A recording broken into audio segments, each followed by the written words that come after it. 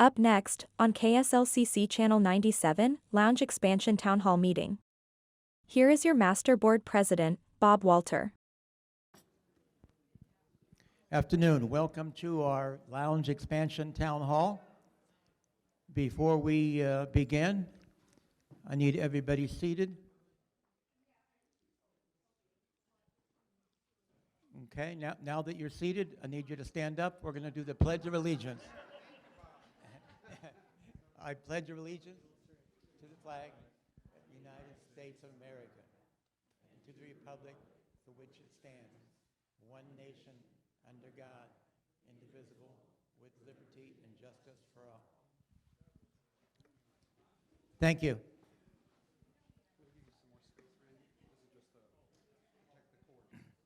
So what we're going to be doing is that in a few minutes, I'll be introducing you to our main speaker. Here's Jorge Perez. He's a design consultant from Being Design Studios. Has been working with us for the past year or so and doing an outstanding job, and he will be making a presentation to everybody here. So make sure that during the presentation you have your phones turned off so we don't interrupt. And please don't interrupt his presentation. There'll be a question and answer and comments at the end, but we're going to be doing those at the end, not during the middle of his conversation and presentation. It'll kind of disrupt the whole flow of everything. But everyone will have an opportunity and a chance to have their input. And that's why we're here today, is to get membership input as to do we want it? We did a survey, 83% said yes. Now, if we are going to have it, what is it going to look like? And so let me go ahead and introduce Jorge Perez from Being Design. Thank you.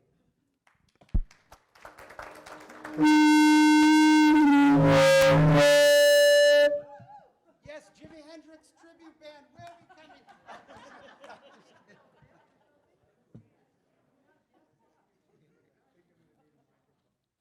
Yeah, let's get you one away from.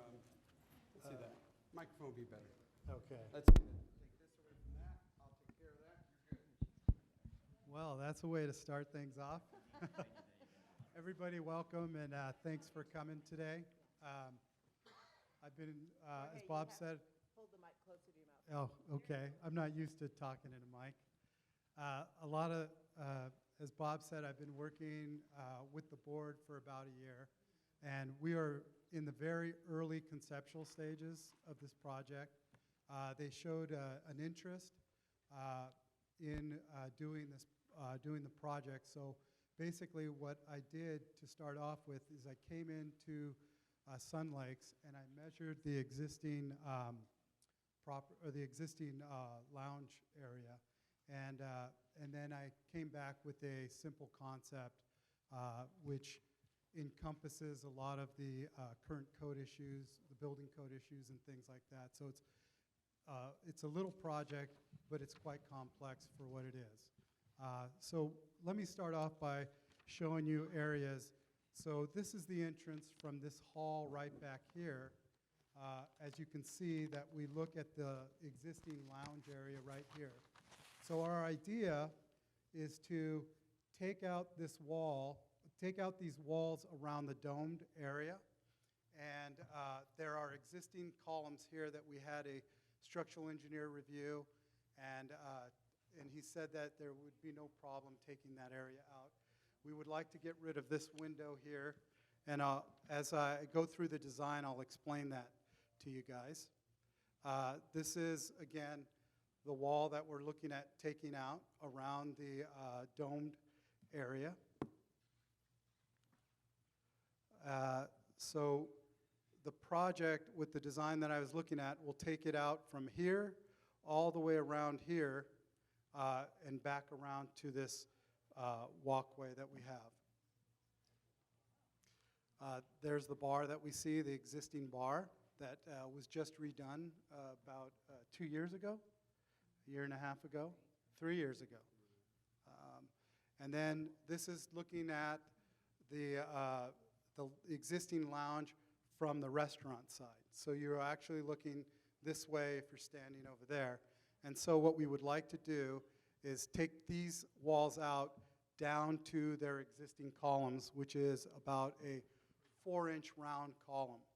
So what that will do is that will open up this whole area, and you will be able to stand from this end over here, from the hallway, and look all the way down across to the existing restaurant. So it frees it up a lot. As you can see, this is right before you get into the restaurant. So these walls here would vanish, and you would just see one little column, which is right about here. And then we would have to treat the ceiling probably up at this level here. That's what this project is really entailing for a lounge expansion. And then as you proceed through, you can see the restaurant's host stand and then the entrance into that. So the idea here is that when we design, or when I design the project, is the end of the wall is right here. And we would like to extend, or I would like to extend the wall across to this point here, which would enclose the lounge, but still maintain an opening for the host stand and for the restaurant. So while you guys are waiting to get a seat in the restaurant, you'd be able to have a cocktail in the lounge. So it's kind of like a waiting area as well. It could serve dual purposes. And again, here's the restaurant. And the extent of that wall would be to right here. And you would maintain your existing restaurant, which currently seats 120 people. And the new lounge expansion would actually still maintain seating 114 people. You'd only lose 6 people, which would probably be 1 table if we were doing it. And currently there are, I believe, 114 seats, or 112 seats for that restaurant now, the way it sits. So it is pretty sprawled out. Okay. And then we have the exterior here, which when we do, if we do the lounge expansion, the concept is there are requirements for exiting, emergency exiting to keep you all safe. And we would probably turn this window into a door which would match the existing doors that you have now at the end of the restaurant. So there's the actual window that would come into a door. Okay, so I also wanted to give you show you a little bit of what's going on. As you can see, here would be the wall that comes across. So imagine a wall coming across here, and I'll show you that in plan. So that would contain and give you privacy with your restaurant. It would still maintain the importance of fine dining, but also it would give you an entrance into that, and into the restaurant. And as you look here, this is the other side of the restaurant. So this is right next to the, thank you. I didn't say sandwich. So this is right next to the sandwich. So you could see that your restaurant is still maintained. It's about a 50-50 relationship. So you have 50% of your restaurant and 50% of your lounge. And so your occupant loads, which is something that the building codes require, would maintain level. So right now, you currently can serve in that room 120 people is what the sign says. But from calculations that I've done, we're allowed to have in both the lounge and the restaurant, we're allowed to have, I believe, up to 240 people.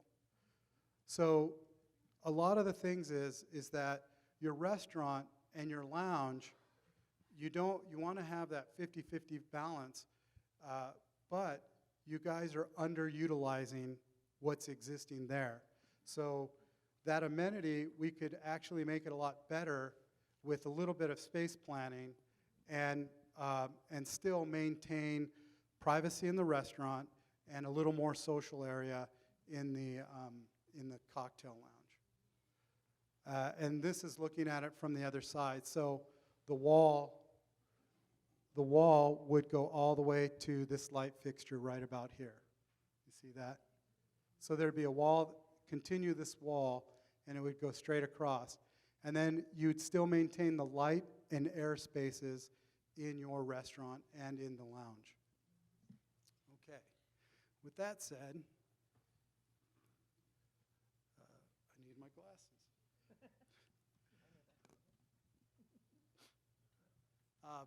Bear with me because I don't do this on a normal basis, so This is your existing floor plan right here. So you could see that this massive wall is actually blocking a lot of the views, or a lot of the thoroughfare through to the dining area. So what we would be removing is we'd be removing this little wall right here and this wall, the cubby that's in the lounge right now. And then we would remove the host stand. We'd remove this little stand here, and we'd open this up. Now, in the design, which you'll see shortly, I would like to close this window off right here, which is when you leave the ballroom. This is an emergency exit that we have to maintain, and we'll be using the exits as well for both the lounge and the ballroom. So we'll close this off here, and we'll open all this up in here. The wall that we're proposing to put for the lounge expansion would be to take up this much of the restaurant right here. So right now we would take up this portion here. So that's where that would be. And as you can see, it's close to a 50-50 relationship. It's within 100 square feet of each other. All right. Also, part of the design issue, or part of the design that we talk about, will also be about how we transition the ceilings to make the ceilings interesting. So I'll explain to that. The pictures that you see over here on my left, which is your right, they are just pictures of ideas that the people that I've been working with came up, and they're not the way the lounge is going to look.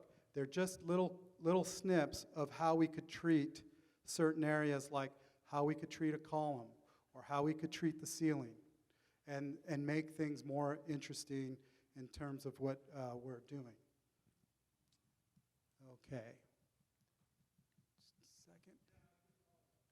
Okay.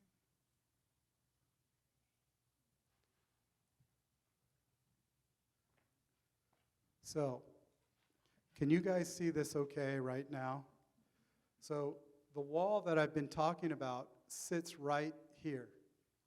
And this would be a new wall, and then we would bring the wall back a little bit so it would not interfere with the restaurant, so the doors wouldn't swing in to the restaurant and someone could get hit, okay? And as we did that, there's a new entrance here. There is actually a little veranda area, which is up for discussion if we keep it or not, which could also be part of the design. So I'm gonna walk you through from how I would come into the restaurant or into the area. So as I come through this existing hall, which is right outside of the ballroom, I'm standing right here. As you can see, there's a column here, a column here, and a column here.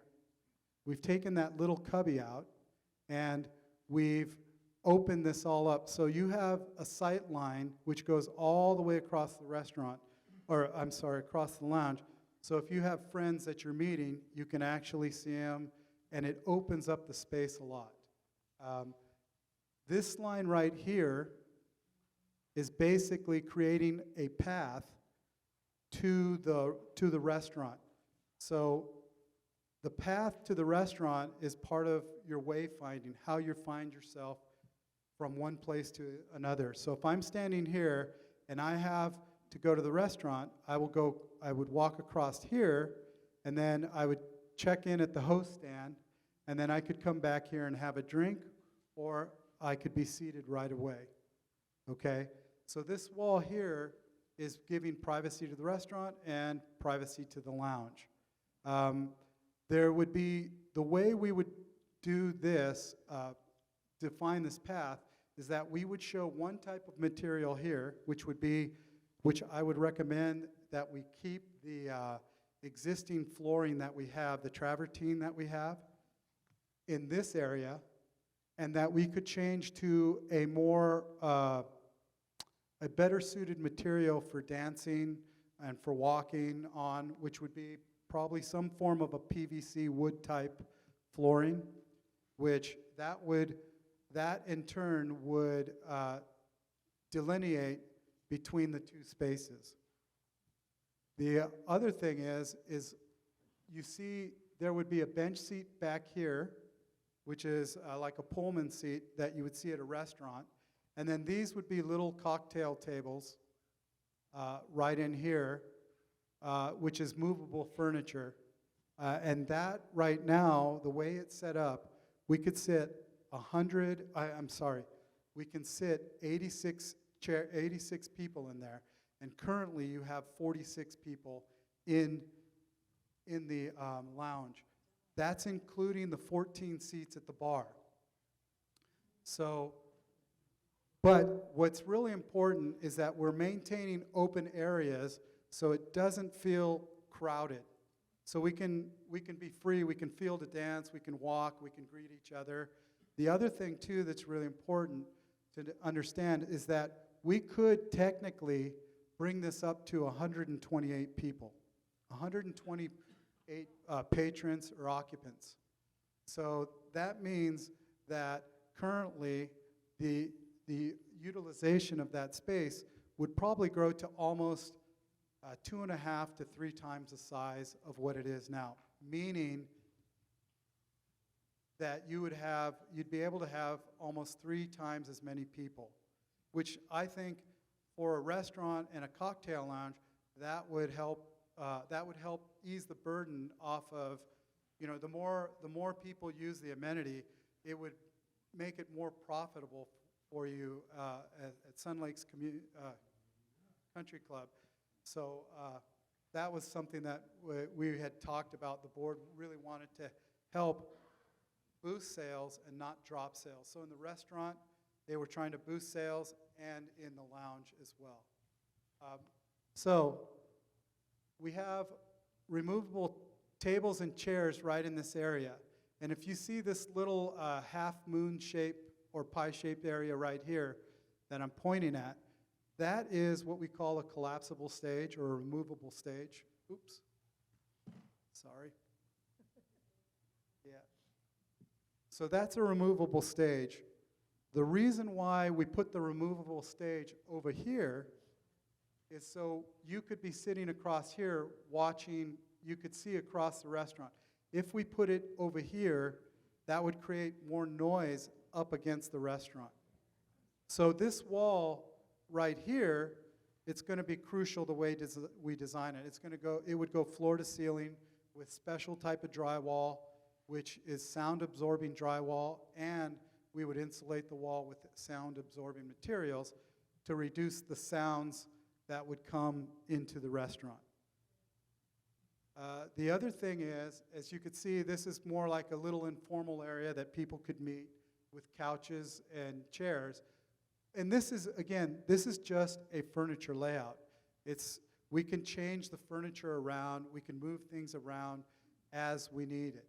But this stage, it's a good place to put it because we could connect into the existing audio, video, and media equipment. So you could play music, you could plug a band in, you could have karaoke, you could have a poet night, there's a comedy night, there's a lot of things that you could do. but it is a modest size stage. You have the dance floor would happen here, and then around the perimeter here, these are removable seats and tables and chairs, I would say. And that allows you to look out the window and enjoy the view out at the mountains and the golf course. Also, there's a little bar over here which has 4 seats. That was just kind of like a residual space that we had from our little nook that is existing there now. And then you have a clear path to get outside should you ever need it. So you have room to move around the restaurant or the lounge, which is required by the fire marshal. So usually that space, the reason why I didn't populate it with a ton of tables and chairs is because you want to have about 3'8" of space, which is about this much space. So you could walk past each other without colliding, and that's required by the fire department. Let's see. Let me zoom into here real quick.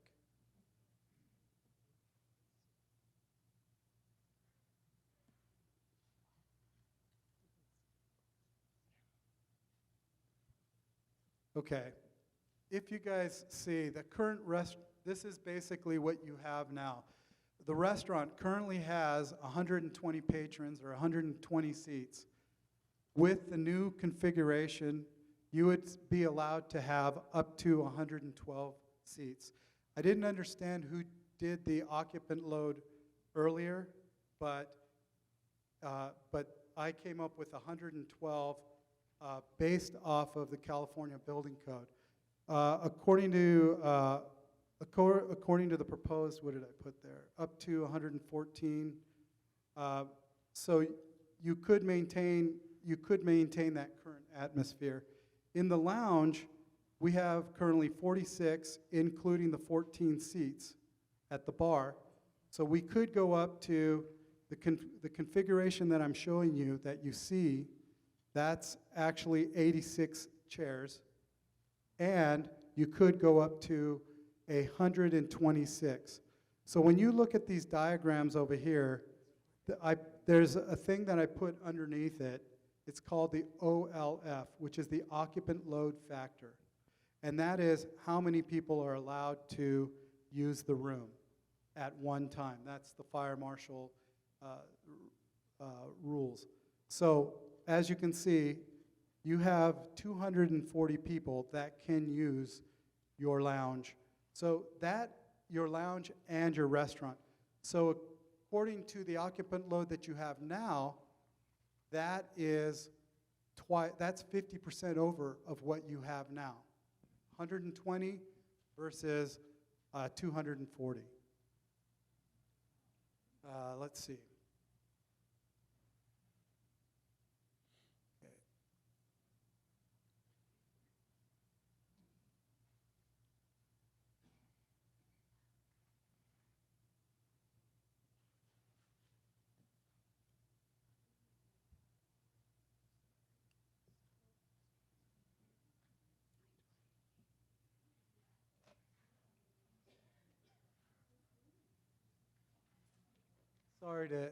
I'm trying to open this up. Okay, so you guys previously were shown these images, which is what are these boards over here. And so this was what was presented to me by the board saying, hey, if you do something, we would like it to look a little bit upscale. Now, it's all still up in the air, but the things that I noticed wasn't so much about the finishes and the materials. I was looking at the groups of people that are sitting around the areas, and they're enjoying conversations around a small table. So you could see it's kind of like the furniture, but this is a dance floor. Let's see. The chairs, obviously, they're smaller tables for a cocktail lounge. The chairs seem fairly comfortable. The ceiling is interesting. There's lights. There's some type of articulation going on. And I think they like the idea of the wood and other items that are in that, and the lighting. Behind the stage, you could do something like this, which is some type of a mural. So it could make it feel a lot richer. The baseboards, the trim around stuff, that would help enhance. The small tables, which are movable. We want things to be manageable. As we get older, we want to be able to move things around and just be inclusive of what we're doing with that. So a lot of people look at this and go, well, we're not going to use lights or drapes. But I was more interested in looking at the styling of, the dark woods, the brass, just the lights, and it's more about the feel. But do you see the path that they've developed? You can walk on this side, and then this is kind of like the sitting. That's the idea, is that when I talk about the path to the restaurant, it's one material, and then the path to the dance floor or the lounge area is another material. And those actually define borders. And if we really want, we can put lights on the floor so you can have directional things. So it's the sky's the limit, but there has to have, you have to have a function for that light. It's not just to make it look pretty, but it's also to help you move through it. So then you could see, again, we have different materials with this corner, and then you have a parquet. It could be a dance floor, the bar. But do you see how they've cladded the column? So those columns, that 4-inch column, we could do something slim around it and make it real simple. But yet it would still look really nice. So the other thing too is that this is not, I'm not looking at, when I look at this, I don't look at the bar. I'm not concentrating on the bar. I want you to look at how they treated this column. This is a piece of brass that they've had, and then we have a dome in the middle of our room. And so I don't want to, I'm recommending that we don't tear everything out and start from scratch. I'm trying to say let's use what's existing and then make it into a design element. So when I look at this, I see this circular area, and then I see this column coming down, and then I'm really looking at how they've treated the ceiling, okay? So I want to use what's there. I don't want to throw everything out. And so by doing that, we create interest, and it's visual interest. But it also is helping me make a transition from a very predominant space or a very predominant feature into something a little bit more simple. So we go from something that is quite beautiful up there, and you really see it a lot, to something that we're transitioning to, okay, it's a little bit ornate, but then we go back down to the simple area. So I'm looking at columns here, I look at these pictures, and this is what I see is how we can treat surfaces in that area without breaking the bank, to say.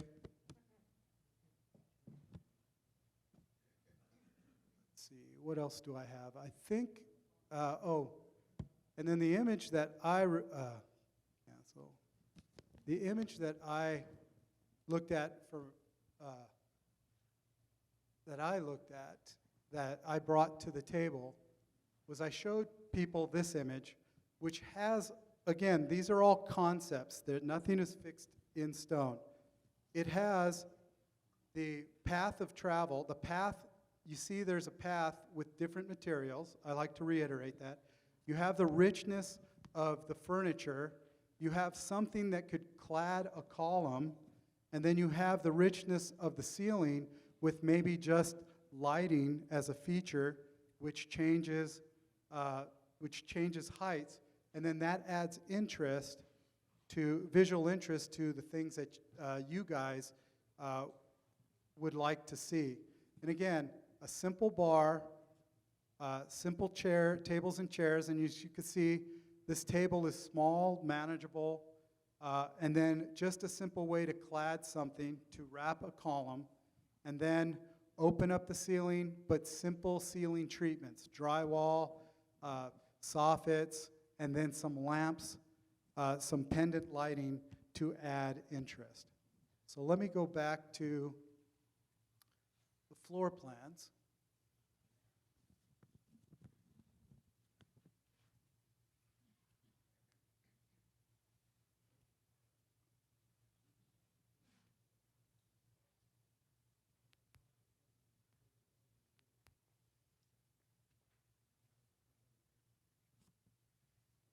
So now you can see the project complete with the existing restaurant. This is 1,701 square feet. This is 1,800 square feet right in here. So as you can see, there's a 50-50 mix. And if you study the plan, you'll see areas where it's basically taking what we have there, creating a path over to the restaurant so we don't have to go to the restaurant from the exterior, which I think that's very important, and incorporating your existing ballroom. Now, the existing bar currently has two bar wells, or two stations for 2 cocktail servers, so for 2 bartenders. I've done several restaurants, and they've told me that they could do it with 2 to 3 bartenders with no problem, handle 125 people. But they're good bartenders. So, that's the thing. They're saying this. What's that? Yeah. So, yes. So the thing is also, what I kind of thought is, if we decided to extend this veranda a little bit outside these doors, you could also include portable cocktail stations should the need arise. Part of the restaurant business and part of the cocktail industry or the bar business is their costs are labor. So if they can do it with less labor and still be able to keep up and service you guys, then that would be something to consider. If we're going to add, if you wanted to make the bar bigger, I really wouldn't see the benefit of doing that. I don't think you could get a much larger bar in that area without without really crowding the space. So you want to maintain that open feel with everything that we have. That way, it'll maintain everything, it'll feel much larger. As a modernist, we tend to see glass is, it allows us to expand. So if we're in here and we have an uncluttered view out the windows, which everything's low, so when you're standing up, the space will feel much larger. So those are ideas, trying not to impede on areas such as glazing. So again, opening this up would allow it to feel even bigger, and opening up this middle will make it feel like a real lounge and not so chopped up. Thank you very much. Before we open it up to comments from the membership here, I wanted to check and see if any of the directors would like to make a comment. I always have a comment. As he was talking about expanding the bar, if you look at that rendering right there, I think we have 8 to 10 bar stools right now at our bar. And we have that door that goes into the kitchen behind the bar stools. So in this one, we're looking at closing off that door, not closing it off, but locking it so they don't go in and out. Not the one behind the bar that the bartenders use, but the one that the servers use. and expanding our bar stools all the way down to the end of that bar. That'll give us 14, yay, at the bar. So that'll give us more space there at the bar. Beverly, thanks. I forgot to mention this. So we are closing a door. There's a door right here currently, which people walk out and they use this as part of the server. The point of sales is right here. These are 2 point of sale stations. And the wall currently goes across here. And there's a little wall right here that is existing. We added a door right in this area here, which swings both ways, which allows the servers to get out through this door and bring food from the kitchen. But you still maintain your access to the bar here. So this is what I've kind of forgot. I just added this a couple of days ago, so I'm sorry for not bringing that up. Thanks, Beverly. And then this here, you'll probably have your server either here or here, which where they will pick up their cocktails from to go out and serve it. The other thing too is if they need to make with food and service, they can get creative and make, there's these really neat things now where they make crafted cocktails, and it's like in a keg beer form. You know, it comes in a keg, and they'll make something, and they can serve things a lot quicker, and that could potentially come from the kitchen. So those are just thoughts for the restaurant, but again, that's going to be up to your food and service managers and your professionals that do that. Anything else that I forgot? Anything else from the board? Yeah, I would just like to comment that I've lived here for approximately 20 years, and in each year, we lose money in the restaurant every year, just not this year or last year, every year.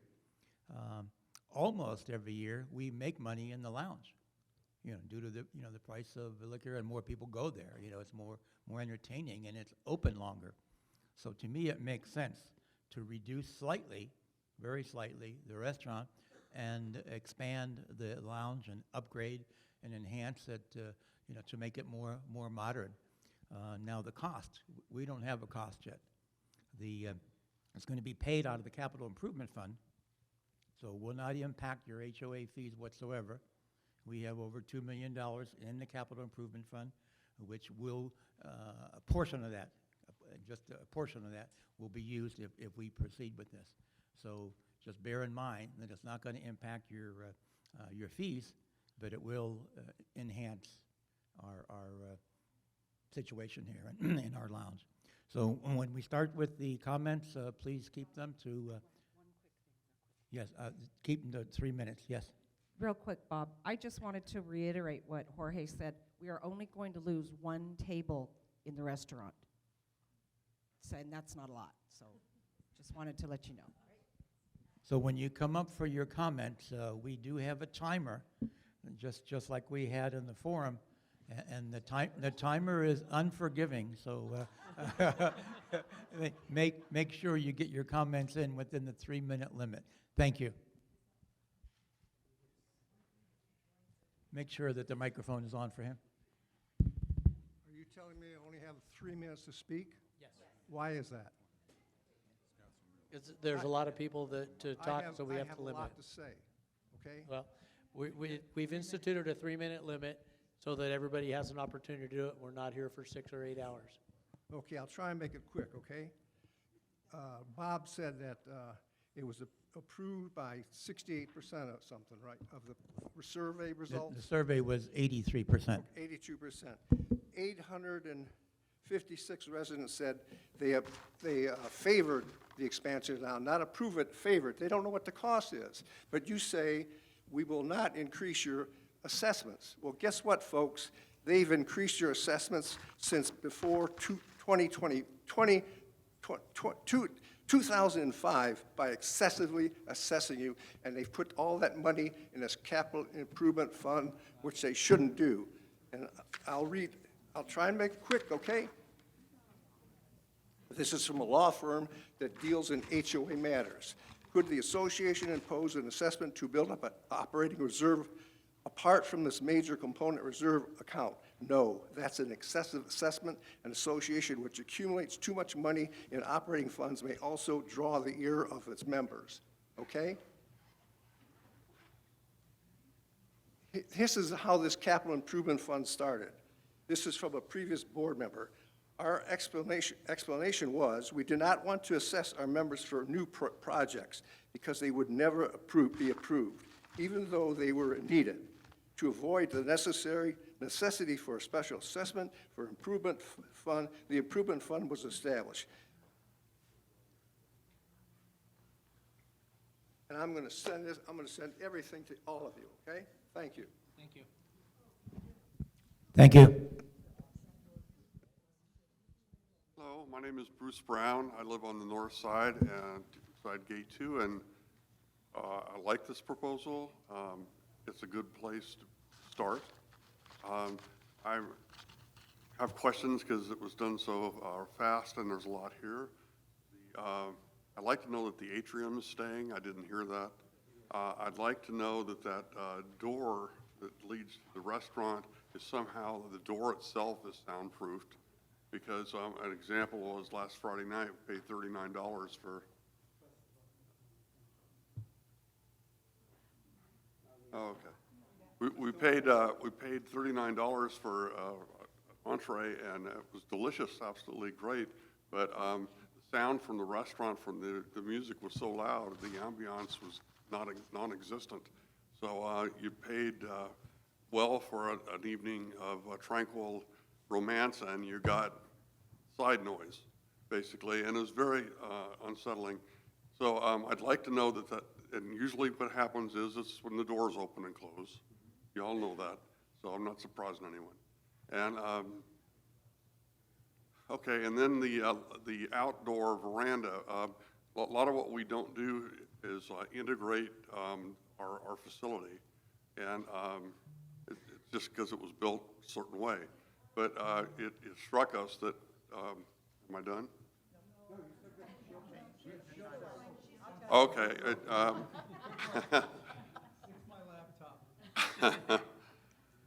I've lost my field of thought.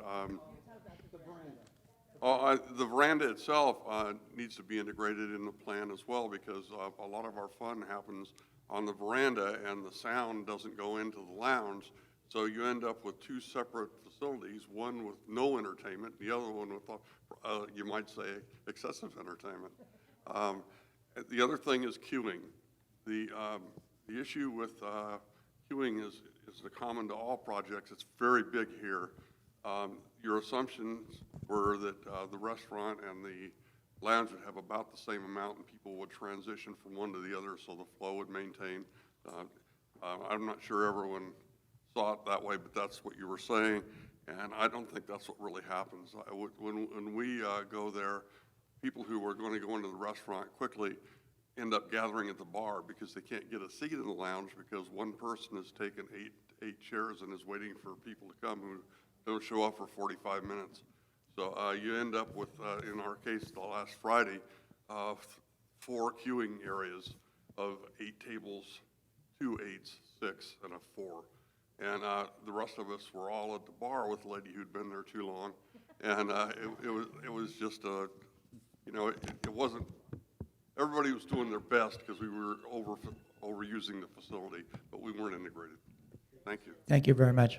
Can you mention the integration of the sound as part of this? Yes, that is part of this project, is to do that. And thank you for bringing it up because we didn't really touch on that. But we will have, if there's music in the lounge, we will have speakers out onto the veranda. And I believe, are we going to try to do that vice versa as well? So, Jason, it would be that way. Yes, it is true. yes, and vice versa. So if you've got music on the veranda, you'll be able to hear it in the lounge, and if music in the lounge. Go ahead, Jorge. Yeah, the new audio video stuff that is out there, it allows us to have different zones.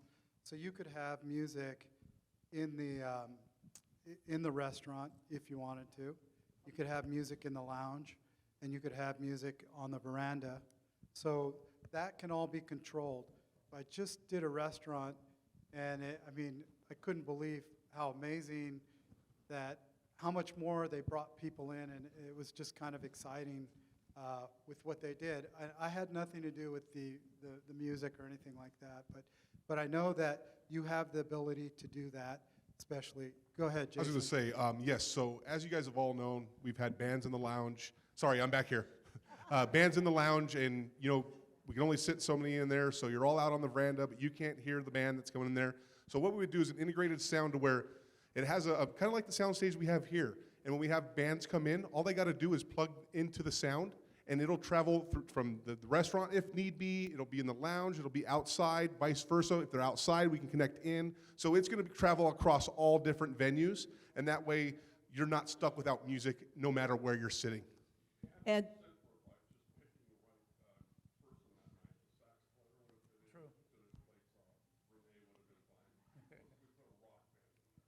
And from what I understand, Jason, you could have music on the veranda that comes into the lounge, but at the same time, you could have very soft music in the restaurant that is completely separate. 100%, yes, that is correct. Yeah, what you would do is you would combine that with like a virtual DJ, kind of like a virtual jukebox, and that way you'd have an A and a B to where in the restaurant you can use the virtual DJ and play soft music in there, and still on the veranda and the lounge you can have your live band or whatnot. Thank you. Who's next for the comments? Hi, I'm KK Van Pelt, and I would like to know, is the dance floor staying the same, or is it going to increase in size?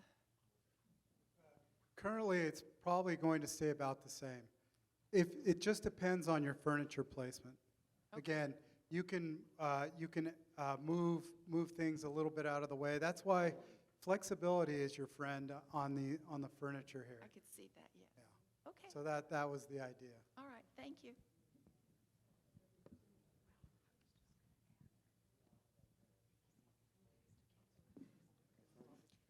Hi, I'm Ruth Bray. And first of all, I have a question. When you showed the seating, you showed a small cocktail table. Is it going to be smaller than the existing tables? Well, right now, it's going to be whatever you guys end up selecting. So I'm thinking that the number that you're giving us that can be seated 86? might be based on this smaller table. And in reality, we barely, like, very often there's a group of 4, maybe even 6. So you're trying to get people around a little table, and then you're trying to serve food, because that's part of the income revenue. And I think that it might present a problem, and that you wouldn't actually get as many people as you say with, I'm assuming that you're getting that many people with smaller chairs, smaller tables. No, the tables are actually, I believe they're 30 inches, where I have 4 seated. But if we're really doing a cocktail lounge, I would recommend that you do a smaller table, but that's going to be up to what you guys decide. But there can fit up to 128 people in there.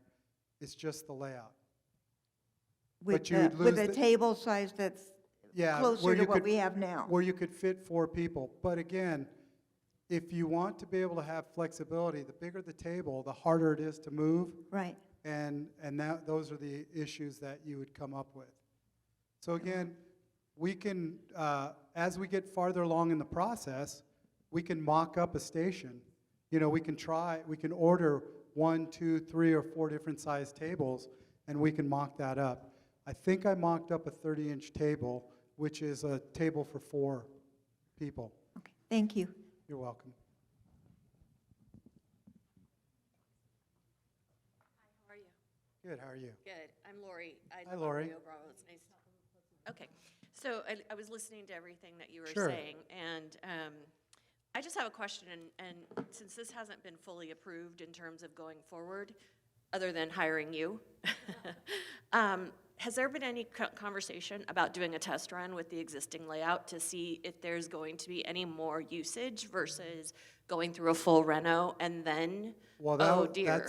that's up to the board, Lori. Right, so Yeah. I guess I'm not asking you that. Yeah, I'm asking just the board. designing things. Yeah, so what I'm saying is that you have an existing air wall in the restaurant, just like the air wall you have here. Has there been conversation about closing some of the air wall for the restaurant to Yeah. test run this, to make sure that there's gonna be proper usage Right. before spending all these capital dollars? All right, well, let's look at, if we use the air wall, right? And if you use the air wall, in that space, you get 56 people. So that is, what's 4 divided by, 56 divided by 4? So you greatly reduce the amount of space that you have. Except that there's a door that goes into the sand wedge that you could use as overflow during this test. I'm talking about a beta. I'm not talking about this is solving the problem.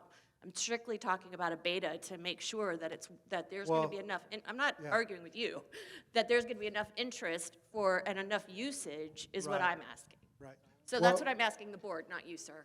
Okay. I beg your pardon? Thank you for that suggestion. We will certainly look into it. Great. Thank you.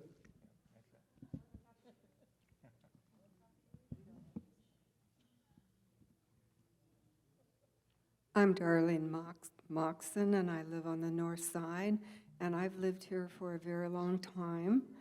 And I know this is rather general now. Will be more details to come. But when I first moved here, my friends and I would come over a lot to the lounge. But as it got more and more crowded, we just stopped. And so I am very pleased with what I see here. I know there will be more decisions to be made. So I think this is great, and I thank the board for pursuing this. That's all. Thank you very much.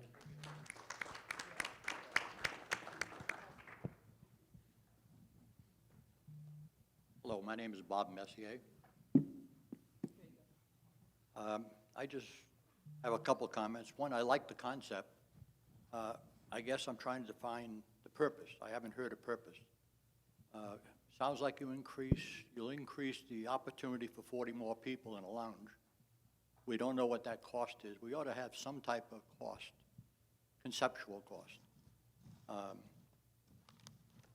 And we should look at a phasing plan, because that cost may be higher than we think it is. We're going to reduce the restaurant somewhat.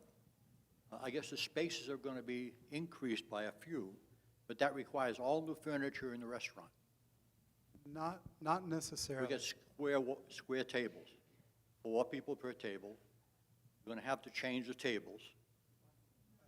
We're going to have to make changes to make those seats. You can work with what you have, or you could go the route to change things. But I think a lot of the misconceptions is that we have to get all new stuff. It'd be nice to get all new stuff, but I'm a firm believer that we can reuse what we have.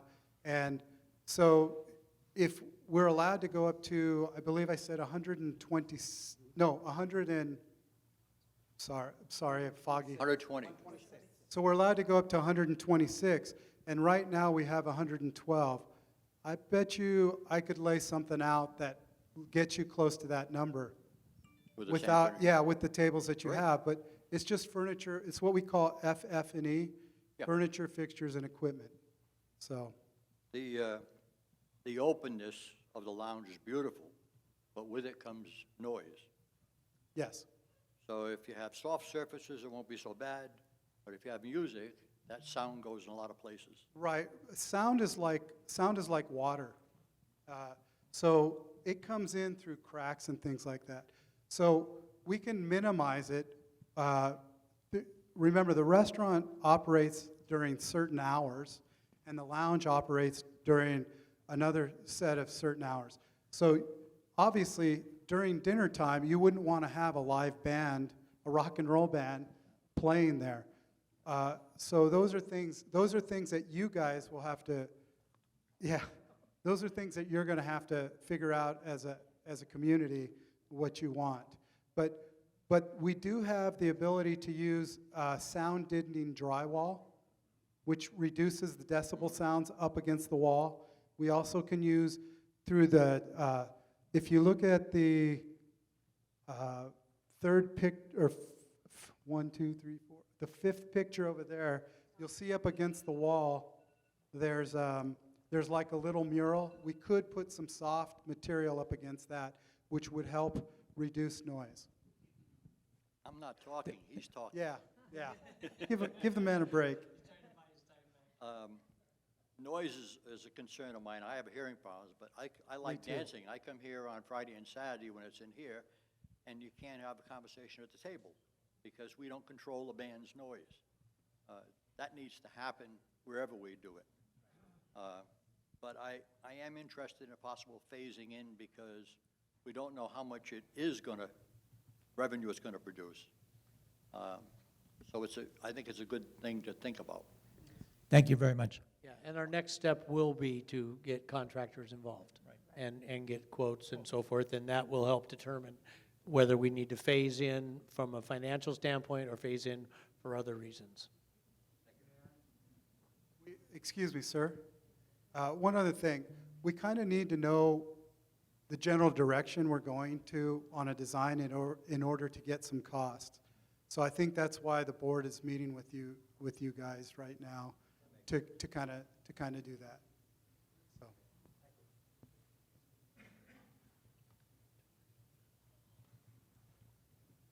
I'm Dory Gartsky, and I'm kind of directing this more toward the board, not you, sir.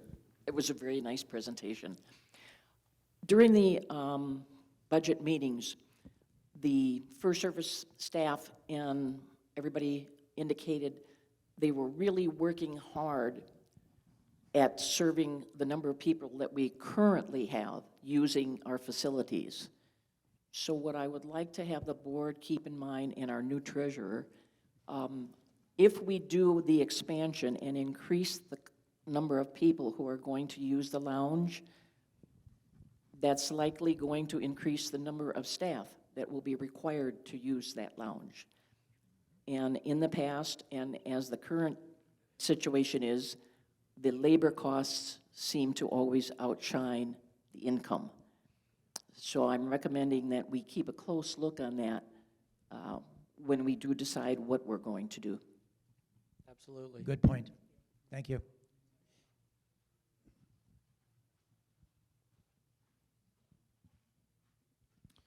Ken Johnson, Birdie Drive. As a bar lounge person, I'm in favor of changing the scenery as a 20-year residence.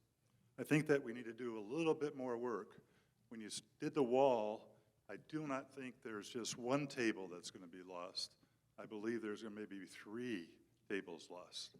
So I think we need to be realistic of the setup and how many people are going to fit in a comfortable setting that serves all our purposes.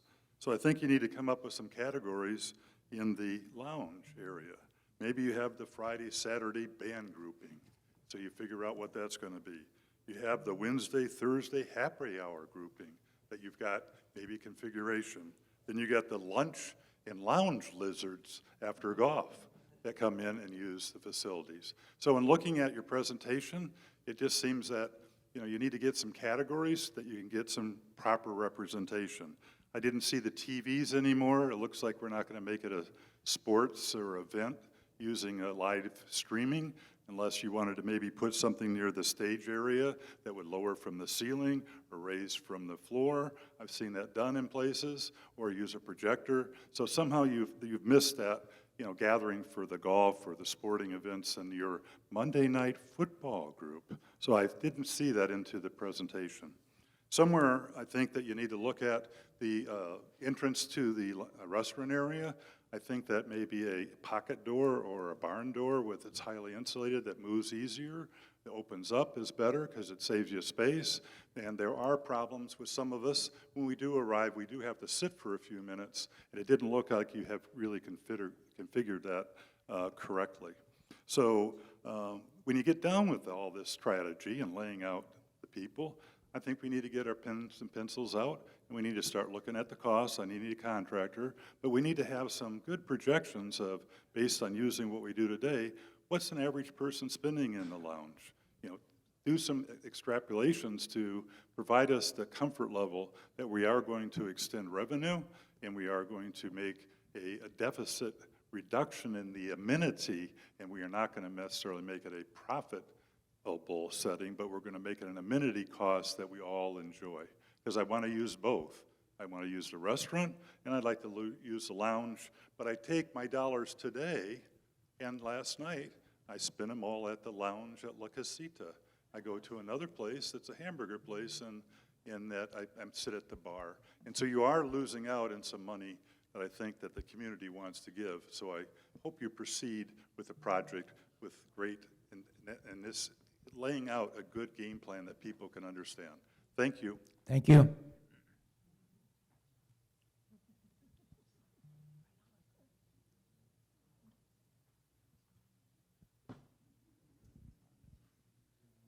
Hello, Sherry Flynn. Can you put that up again on the, so I can? I'm trying to listen to all Okay. So as I look at the bar, so basically the bar isn't getting any larger, you're just cutting off where someone can walk in, so you won't have as much physical traffic going through there. You won't have any traffic. Any traffic, okay. So this is just my 2 cents, but I think the bar right now is totally inadequate. And I would love to see like a oval bar like you see in restaurants where people can sit all the way around. They can even eat there, have enough room.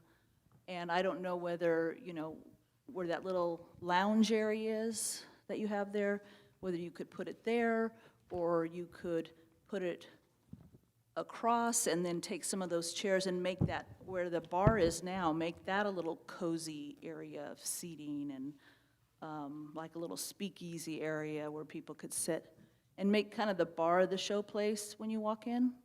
Because right now, I just don't think the bar is adequate, and I think you'd have a lot more people coming if they could have a really nice looking bar.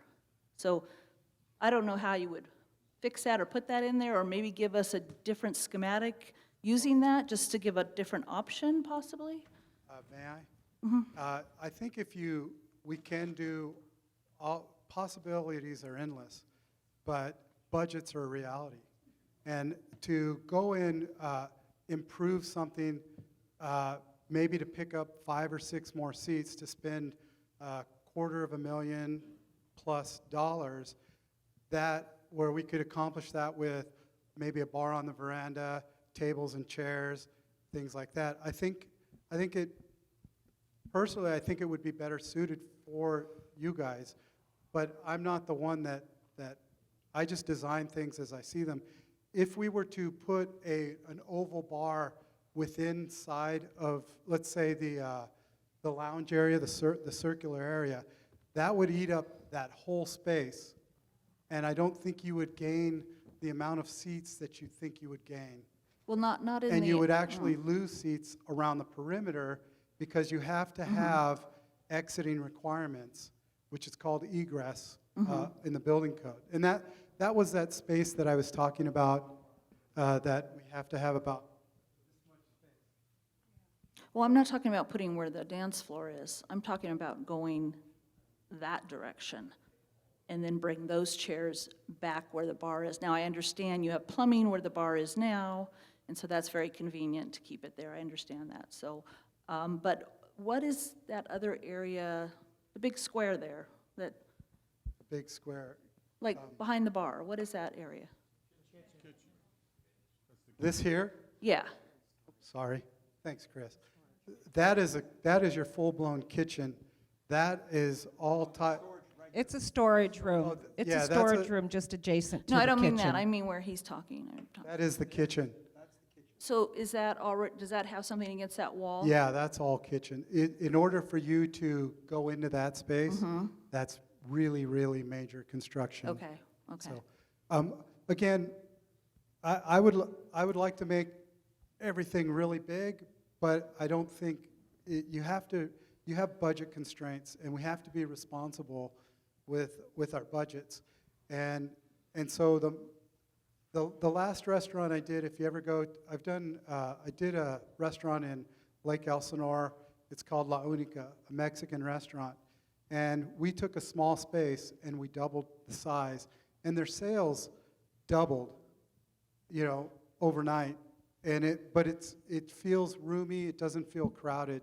And they have the bar, they have everything like that. So I think a server, a cocktail server could come out and greet you at the same thing. If you notice, when people are sitting at the bar, they're not looking at the bar. Last time I've observed, people are sitting kind of halfway seated looking out.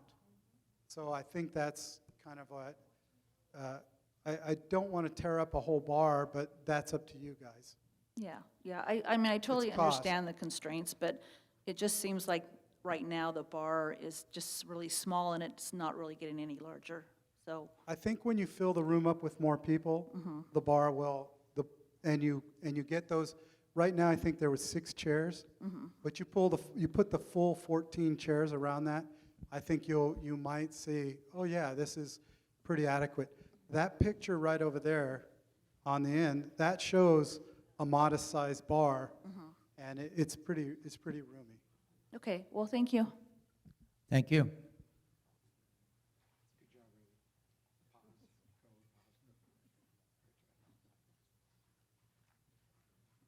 My name is Sue Savage, and I really don't have anything to add. All I'm going to do is give you some feedback. Sound proofing. You've heard it at least 4 times from people coming up here. The idea of putting sound on the door, the idea of putting sound, you have that whole dome up there that can suck up sound. So there's material that you can use that will suck up sound into that dome and keep it from going out.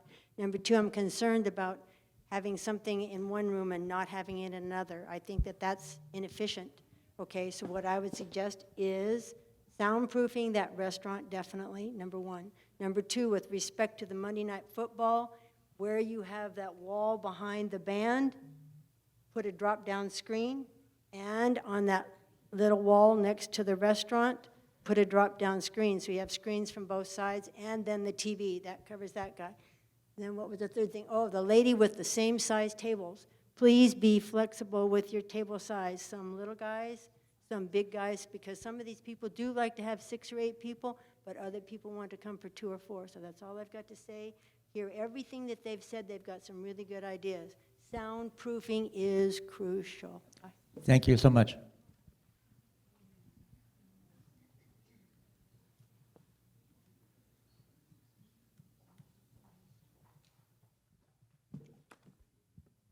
Hi, I'm Sharon Robinson. A couple things I want to hit real quick. Thank you for your presentation. In 2022, the lounge revenue was $435,000, close to $436,000. The expenses were $424,250. That means in 2022, the profit for the lounge was $11,000. I believe your presentation previously has estimated anywhere from $500,000 to $1 million of capital improvement fund expenses for this. Again, when we look at last year's $11,000 profit. So with that being the case, I do encourage that the community have a voice in the selection of the design. I understand there was 3 designs that were presented by your company, is that correct, sir? Yes. And only one has been seen by this community or any committee that had a voice in it. I also presented a 4th option to the committee, to the board, excuse me, in January. And I have that here if there's anybody interested. Outlines a presentation, and I do see that you've incorporated a couple things, including the stage and the flow of service. I do have a concern with where you placed the door, which is just right at an angle to the entrance to the restaurant.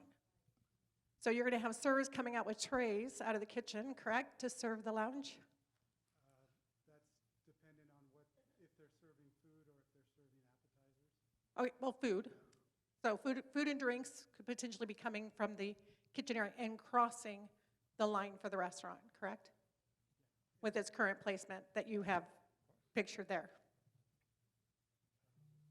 Currently, there is a 2 point-of-sale stations right there, And they would be crossing across that. That's why it's tucked in. If you look at the restaurant right over here, the doors are set back just like this. And we do that so the server can come in and out without taking someone out. Right, but they're still going to be crossing paths. They cross paths in the restaurant as well. Right, right.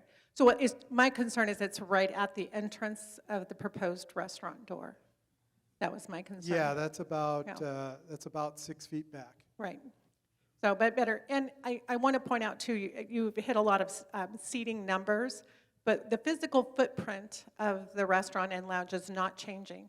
So the only capacity changes for number of seats is the furniture placement or layout. No, it's based off of the California Building Code. It's Chapter 10 of title, it's Volume 1, or I'm sorry, Volume 2, and it's Chapter 10. It's called egress. It's what we base all the fire department and everything off of that. We can't just go around saying, like this room right here, the occupant load, I saw a number that says 600. It's based off of the fire marshal. So, and it has egress, which is exiting. So the way we've designed it is based off of egress requirements as well. I did see some other design, and I did see that it completely ignored egress requirements. So it's pretty standard for people to miss that stuff that don't work in the industry, and that's kind of how I look at things. And I make sure that I can draw out little diagrams all day long and show you how it works. But sometimes you have to make decisions, not just laying things out. And then you also have to look at how you're limited to sizes that you have. But the occupant load that I have is set off of the building code again, which is 15 square feet, which is on the bottom of this map right here. Or let me pull this up.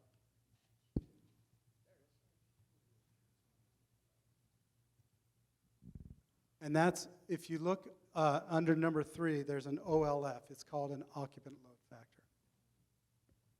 Okay, thank you, but it's still, excuse me, will be determined by the furniture selection made by the board as far as what size tables, as others. No, it's based off of the occupant load factor. I understand that, but if they would have to. 15 square feet per person.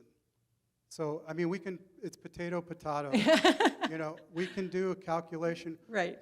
with, which allows us to do per seat, but if you are allowed to have up to 128 or 126 people in that space. Now, whether they're standing, if it's fixed chairs or not, if it's chairs and tables, it's 15 square feet. If they're standing, it's 3 square feet. If that would be, and if it's just chairs that aren't fixed, it's 274 people that could be in that space. And that's my point. That was my point. It depends on the selection square of furniture, footage. yes. But I understand what you're saying as well, but Yes. depending on what furniture is selected, is it seating, standing, cocktail table, all those things will vary Yes. the seating we that we will can't- end up with. But I could lay out a design with 100 and. There you go. That's awesome. No problem. Yeah, thank you. Thank you. My other was the proof of concept that somebody else had brought up and was also presented to the board in January and talked about often, which goes back to before we make any kind of investment to the magnitude that the board is suggesting, that a proof of concept be done, and that can be done easily with what we currently have in place to test the purpose, if you will. We have to have a reason for doing this, which is we can't increase the participation, which will improve the overall revenue. Why are we investing $1 million potentially or more? So a proof of concept is an easy way in which to do it without a lot of expense to ensure that we can increase the participation. Thank you. Thank you, Sharon.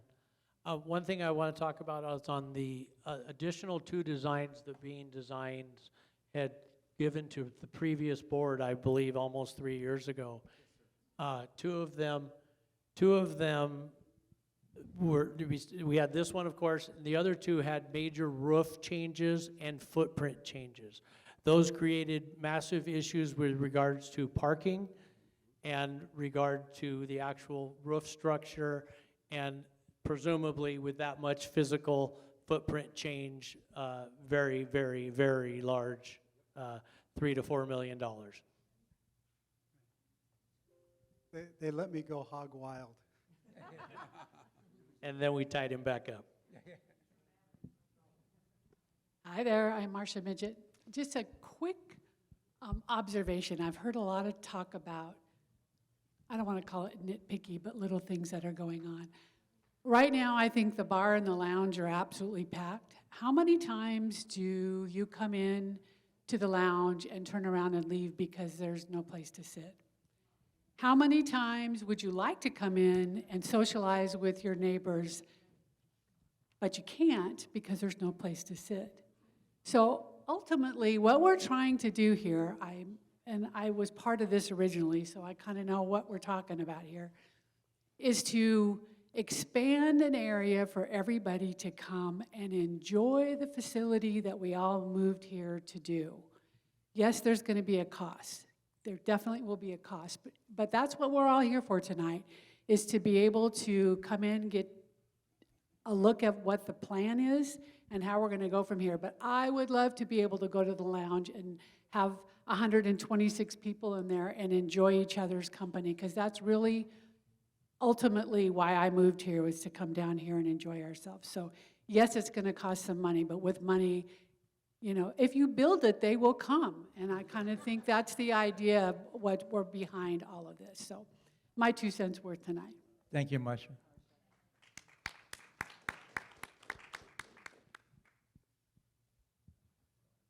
Hello, everybody. Some of you know me as the dancer. And I was in the nightclub business for 21 years. And so I've opened up 14 multi-million-dollar nightclubs in one capacity or another, from bar manager to general manager. Unfortunately, and I don't mean to offend, a lot of times we wind up having designers design our bars and our restaurants, and they're not really that adept at understanding the nature of our service. To move that door over there and put that door going right onto the pathway going into the restaurant, you're looking for a disaster. Because they're going to come out of there with with plates and stuff. They're going to be walking out. People are going to be standing there waiting to get seated in the restaurant. That is not a good place for that door. The moving of the service well on the bar, waitresses and servers that come up to that bar to get their cocktails don't just grab their cocktails and go. They have to do a lot of stuff. They have to get their fruit. They have to get their straws. They have to get this and that. You need a service well at the end of that bar. Very, very important. 2 bartenders with this size of an expansion, which I think is great, and I'll tell you why in a moment. But with this expansion right now, we need 2 people that are bartenders. Our bartenders are always running out there and serving food and having to work the whole lounge. And no, this is going to require at least 3 servers if you have a full house, and 2 bartenders that are bartenders, not running out and being food servers. That will do. This rendition, I think, is excellent. I like the whole idea. How many times, like she said just a moment ago, how many times you going into the lounge and wanted to sit down and wanted to have a cocktail or watch a ball game or this and that and the other, and there's nowhere to sit? I have 15 to 20 people up and down my street alone, one street, 4 blocks long, that have blown off happy hour because you can't get a seat unless you come over here at 2:30 in the afternoon. So I'm also on the restaurant beverage committee, so we have asked for happy hour all week long because most people have blown off even trying. They don't even want to try because they know they can't get a place to sit. When I first got here, like I said, I'm a dancer. My wife and I would go over to the club to dance, and people would have 20 or 30 chairs out into the aisleways because there was no place to sit in the lounge. So this expansion is very necessary. Thank you very much. Thank you very much. Any other comments?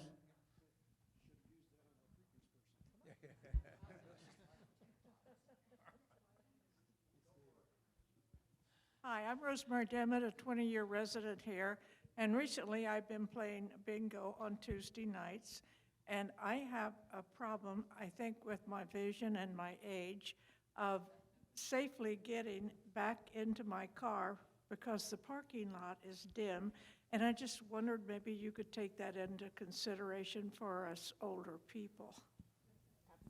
Yes, thank you.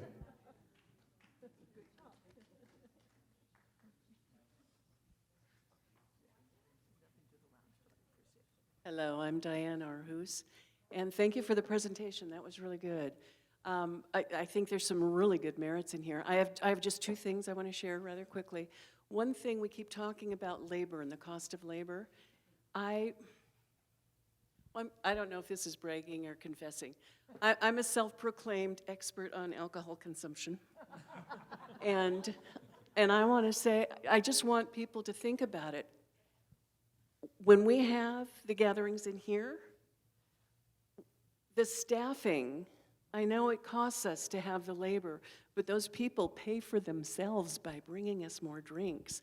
I would literally buy twice as many drinks in an evening if we had better coverage, more labor, okay? So there is the give and takes on worrying about the costs of labor. And the high profit in alcohol. Okay, I'm just saying, okay. The other, that's all. Anyway, the other thing, I would really like to see at least a second option. I really do think that people need two options. I've seen several. Years ago, when we first opened, and long before my time, when the lounge first opened, I think quite a few people were really upset because we're never going to use all that space, all that wasted space. And look at us now. We outgrew that space years and years and years ago. And the board just prior boards have not been interested in doing anything about it. That wasn't their priority. I think whatever we do is going to be an investment in the future. And we see that it is getting more and more used. And this, what we see there might accommodate more. But I also saw one that goes all the way straight back into the restaurant, and then the restaurant could go back into and incorporate and work with the sandwich, and we could have separate spaces and incorporated spaces. That might be an investment in our future. It's just food for thought. A lot of people use the lounge, says the alcoholic. I'm not. Thank you very much. Not. Thank you.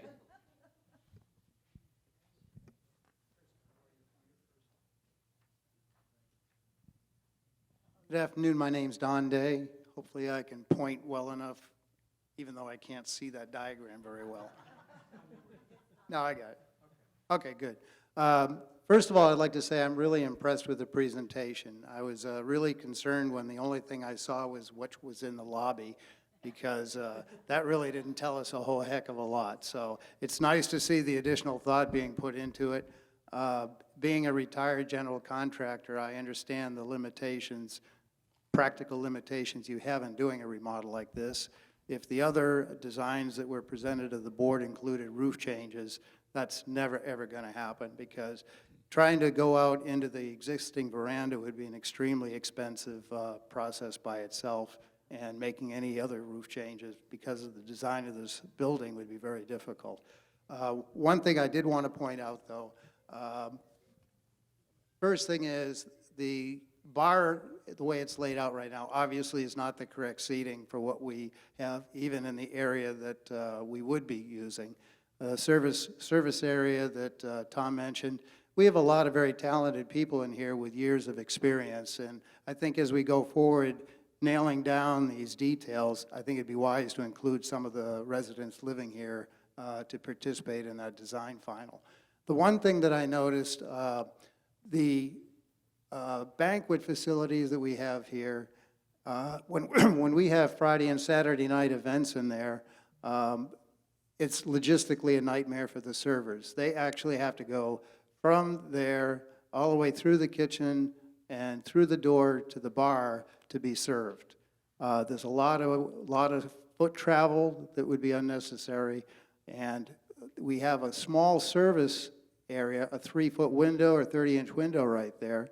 If we were able to take this non-load-bearing wall, I'm assuming it's a non-load-bearing wall, out and move the cabinetry against the kitchen wall, we have dishwashing equipment on the opposite side, so moving that would be very expensive. But if we just did that and we put an additional service area, possibly 6 feet wide, I haven't looked at the map, the diagram or anything, we could actually service this whole banquet facility from that service area and eliminate all this foot traffic through here and all of the dead space that was involved. We have the same problem out on the veranda, which we're about ready to get on, with being very busy.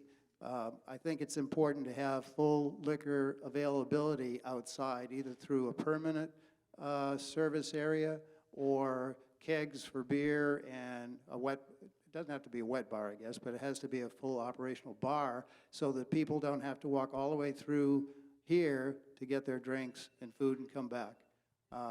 The other thing is the mobile POS system will be really instrumental in cutting down labor costs, which is a major problem in the lounge right now. Thank you very much. With regard to the POS system, we have upgraded the Wi-Fi to have a specific Wi-Fi for that system, and those should be on by the end of April. Barbara?